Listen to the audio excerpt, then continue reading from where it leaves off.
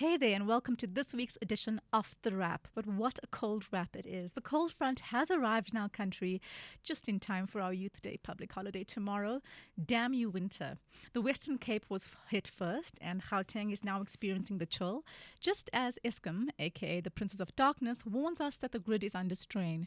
Make sure your gas heater is filled ahead of this weekend. Still, we're determined to enjoy tomorrow, hence sending this newsletter a day early. We hope you are too. Take time off and find a way to commemorate or celebrate our youth as we remember the events of the Soweto riots that tomorrow remembers. This week, we had a bit of fun discussing Comair's grounding, even if it does mean we're effectively grounded too, with the prices of air travel soaring. We tell you why it's a good thing a white man has been appointed to the ConCourt and a bad thing that black women were excluded from breast cancer research. We also give you the latest on Farmgate, our public protector, and the Gupta arrest. So read on and stay warm.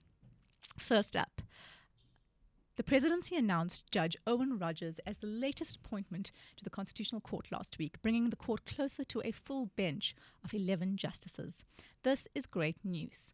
Last year, we told you how strained things were on the Constitutional bench, from the vacancies on the bench and a lengthy period without a permanent Chief Justice to the awful Judicial Services Commission interviews for potential judges. The court was also struggling with a heavy caseload, and the length of time it took to give reasons on its election date judgment did not exactly cover the court in glory. It also needed to improve on the administrative front. Now things are looking up. Justices Jody Collopin and Ramaka Matopo's appointments were announced in December, and Supreme Court of Appeals President Mandisa Maya is expected to join the Apex Court soon after her interview for Deputy Chief Justice next week. And remember, that makes her the first female Chief Justice, should she be appointed as is expected. Back to Rogers, his race is worth noting. He is a white man. The JSC has previously come under fire for excluding Judge David Unterhalter and advocate Alan Dodson from their Constitutional Court list, previously with committee members Julius Malemba and Dalian for questioning both about their fitness for the court as white men. Now, we're obviously all for transformation here at The Wrap, but the questions were bizarre given that the Constitution clearly states the judiciary must broadly reflect the demographics of South Africa in terms of race, and there were no white men on the bench at the time. It's also petty considering the role that retired Justice Edwin Cameron, who happens to be a white man, played in progressing our democracy with landmark judgments. Thankfully, the JSC is also getting cleaned up, and sanity is being restored to our all-important judiciary. More on Rogers. He was appointed to the Western Cape High Court in 2013 and practiced privately before that. He was previously a judge for the Competition Commission. Some of his key judgments include his finding last year that the ConCourt had no power to postpone local government elections. The IEC scrambled to comply, and the elections were successfully held on the 1st of November 2021. Moving on to our big story, Mkhwebane finally gets the boot, but the timing, not so great. She's out. Public Protector Busi Mkhwebane is the first high-ranking member of a Chapter 9 institution to be suspended. Remember when we told you that President Cyril Ramaphosa wrote to Mkhwebane in March asking if she thinks she should be suspended while her impeachment hearings were underway? Well, forget the pleasantries. She went to court to stop him, and last Thursday, just as we had published no less, he suspended her. The next day, the Western Cape High Court ruled against her bid to halt both the impeachment and Ramaphosa's suspension. The drama. Although many would ordinarily have welcomed these developments, the timing looked suspicious. The president announced Mkhwebane's suspension a day after she launched an investigation into the Farmgate scandal, in which Ramaphosa is currently embroiled. More on that later. As Sunday Times columnist Bani Mthombothi noted, Ramaphosa cannot be faulted for suspending Mkhwebane. The only criticism is that he should have done it sooner. Of course, doing it now invites the understandable suspicion that he's taken the decision to save his own skin. The president is well within his rights to suspend Mkhwebane because the Constitution allows him to do so at any time after the impeachment process begins. That means he could have done this in March when a huge majority of Parliament, 230 versus 40, voted to go ahead with the impeachment process given Mkhwebane's dodgy track record. That includes, firstly, at least 8 of her reports were overturned by courts, making her personally liable for some costs. Secondly, lying to the Constitutional Court to justify her findings into Ramaphosa's 2017 ANC campaign finances. She really has a thing against Ramaphosa. Thirdly, a host of politically motivated reports aligned with the state capture lot, such as her botched South African Reserve Bank ABSA report, where she bizarrely recommended the Reserve Bank's mandate be changed, or the Stina dairy farm matter, which whitewashed the behavior of Gupta-linked faves like Ace Magashule. Again, more on that later as well.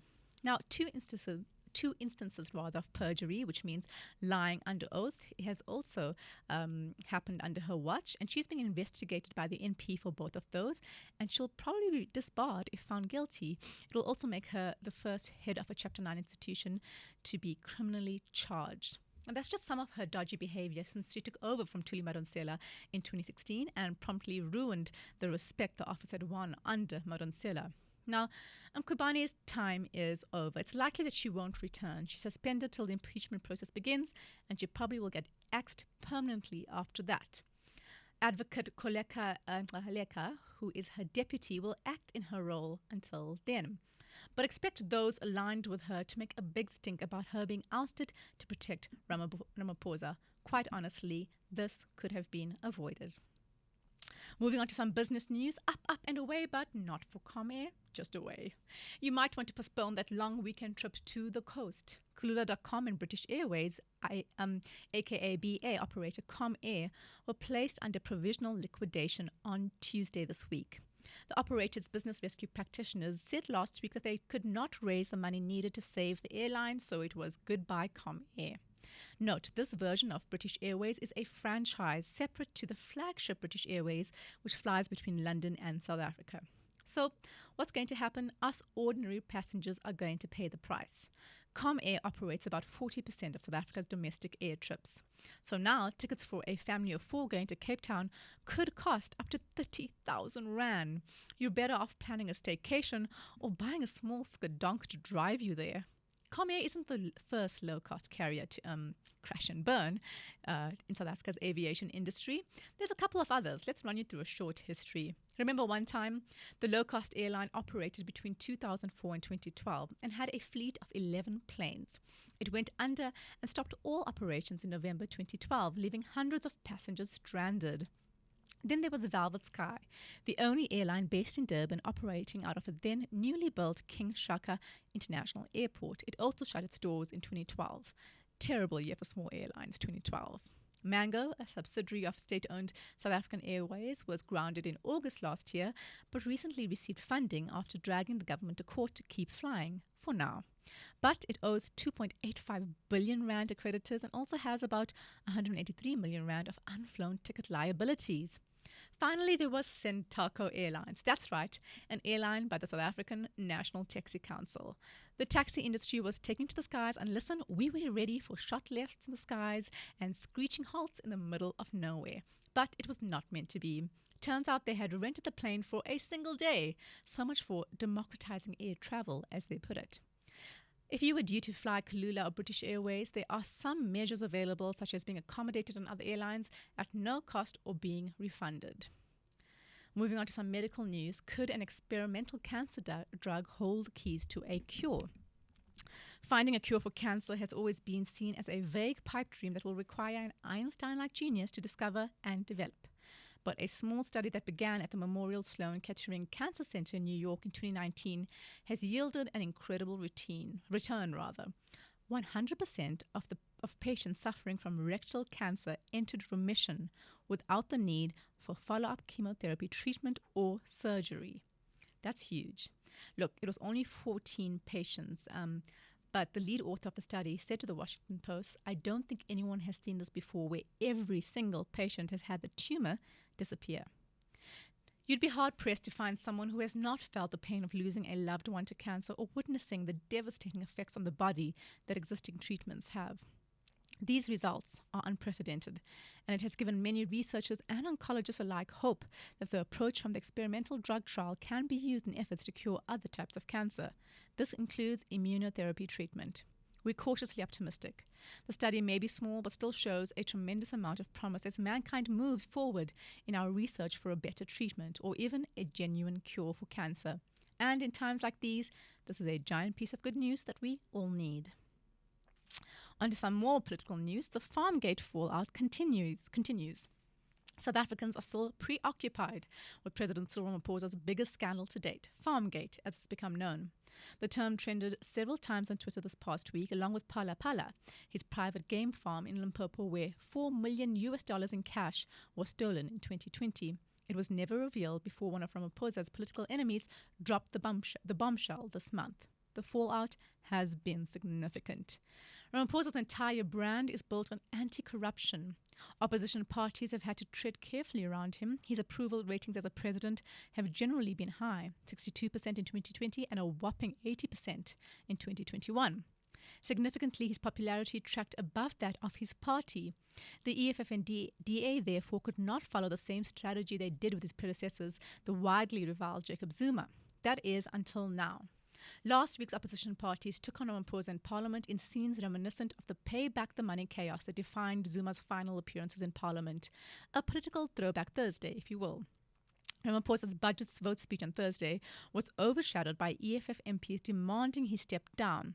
They were easily silenced, however, as most attended the session virtually. Friday, when Ramaphosa returned in to reply to the debate, as part of the presidency budget, was a different story. The EFF came in full support and caused a ruckus of note. The MPs had to be carried out the chamber, with some alleging they were inappropriately touched. Parliament says it will investigate. DA leader John Steenhuisen favoured a blistering speech saying, "Phala Phala is your Nkandla. It will forever be a big, ugly stain on your presidency."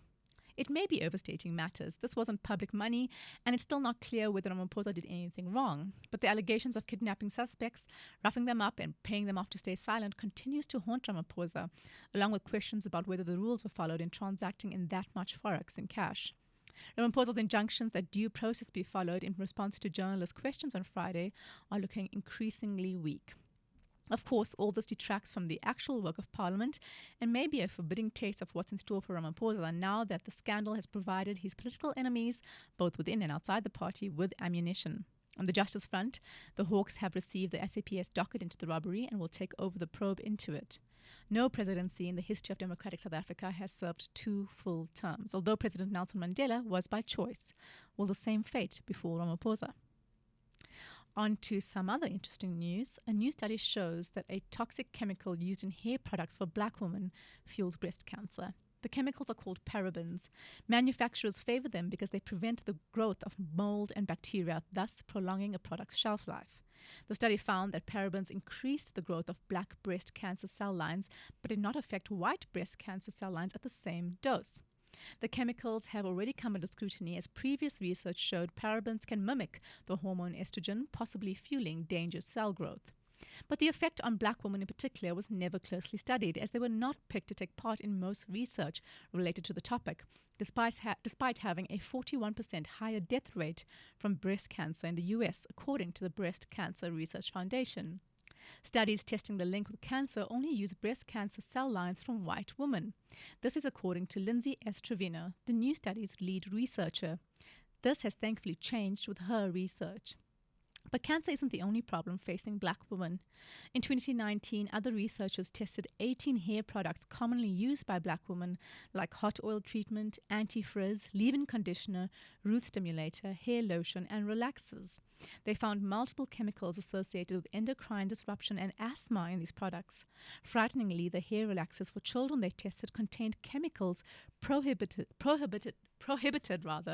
by EU cosmetics regulation, and these, frighteningly, were often not listed on the product label. I know, pretty shocking, right? It's a shocking legacy of historical prejudice and insecurity related to black hair, and a still thriving industry that makes billions off of the back of these insecurities using dangerous chemicals. We're glad that that's starting to be challenged. On to the Gupta arrest. What happens now? The arrest of Rajesh and Atul Gupta in Dubai this month is by far the biggest development in the fight for justice in the state capture scandal. But South Africans will need to exercise a little patience.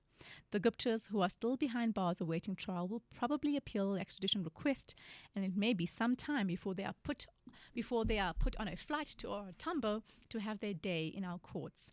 If we win that battle, we'll then have to sit through a long trial before they're sentenced, and then they'll likely be appealed. But the way we eat an elephant is one bite at a time. So let's look at just the first step, getting the brothers to South Africa.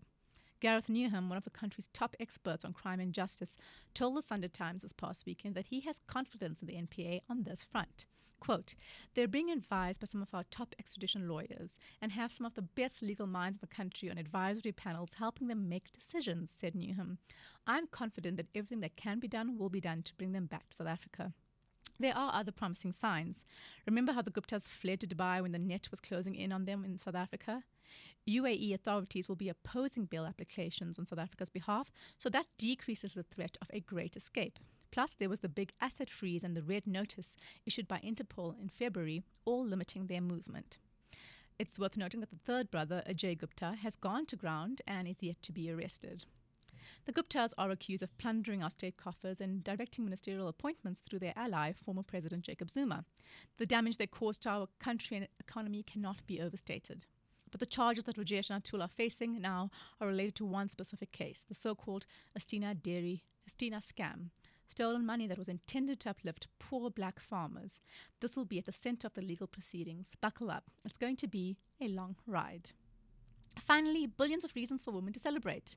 On Sunday, global tech giant Google settled a lawsuit of over 1.8 billion rand to 15,000 women who were paid less than their male counterparts for the same job. It all started in 2017 when four former employees, filed a lawsuit against Google for discrimination. The women said that they were being paid less than men and deliberately placed in roles that did not promote growth. One, who worked at the Google preschool where employees would leave their children during work hours, earned the equivalent of 300 Rand an hour, while her male colleagues with fewer qualifications and less experience earned closer to 335 Rand an hour, reports Business Insider. The case quickly became a class act lawsuit as more women came forward with the same grievances.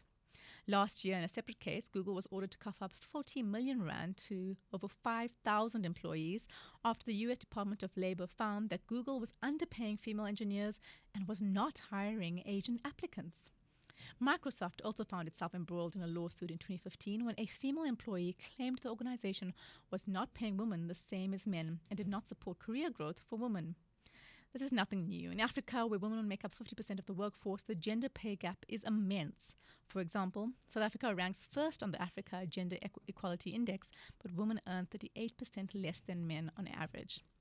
The fight to close the gap is ongoing, and we salute women who fearlessly go after big corporations who exploit them, ultimately clearing the path so that other women have an easier journey. One of the women who was named in this particular case wraps it up. As a woman who spent her entire career in the tech industry, I'm optimistic that the actions Google has agreed to take as part of the settlement will ensure more equity for more women.